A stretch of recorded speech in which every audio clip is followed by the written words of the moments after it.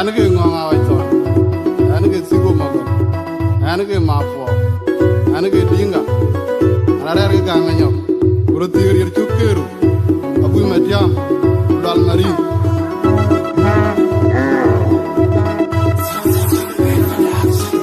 Unda na jarire kini mwinda bejabu beko bejadak. Matiani kujibili toga na jiyo jimia kujadak dia toga pon. Anani na wezio puli bandani bendi wiko jabu wenyar. Mwagi tine gati ranti lombe kuyoble.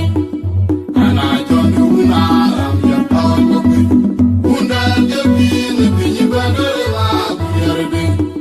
Tegi mala wajwa wajungu lako.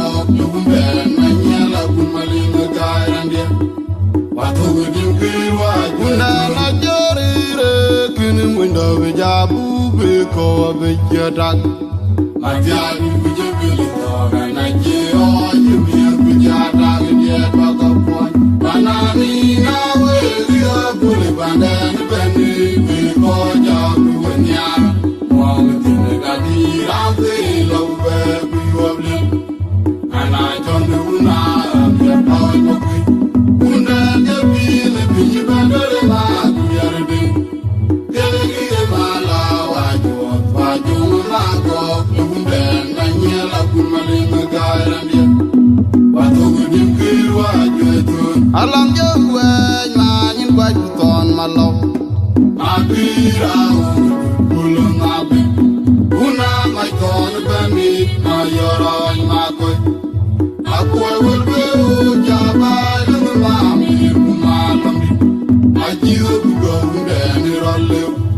Uwekwa na jina diya dolo. Alam jangwe nyanyin wajuton malo. Mabira ulu nabi. Una maikon bani mayoroj makoy. Akwa wulbe ujabai lungu mami kumalambi. Ajiyo bugo unde nirole. Uwekwa na jina diya dolo naduli. Wemi wabajira dundi dunga ya buku. Kana mabina njina liyetu. Ena mingi jatoka vitu. Agoro nye kumagiri jai. Undari jempore. Anarere rata manyangu. Inyaku kona buku. Olo lungu manyangu kuna pingire. Ala magani dai dai. Jahu pikiri ni babial. Ura dole lijari. Kama doge tona jera nambariru. Ego daya. Iden nyingi malalaran. Eko eke ajan. Dirombe na morwa. Wanyo diriwe. Awai malak. Windo jidil pampiyote. Iba pingana. Pinya nama dumbai. Ora toki doraga. Pabe kibela hiel. Awai madini. Pinya yamumu. Wewi toga jina dundi dumbai. Beukut. Ana mabena jina liyetu. Ana mingi jatoga vitu. Agoro nile kumagiri jai. Undari jempore. Anarere rata manyangu.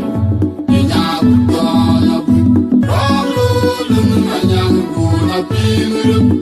Ala magani dai dai. Jahu pikiri ni babial. Ura dole lijari. Kama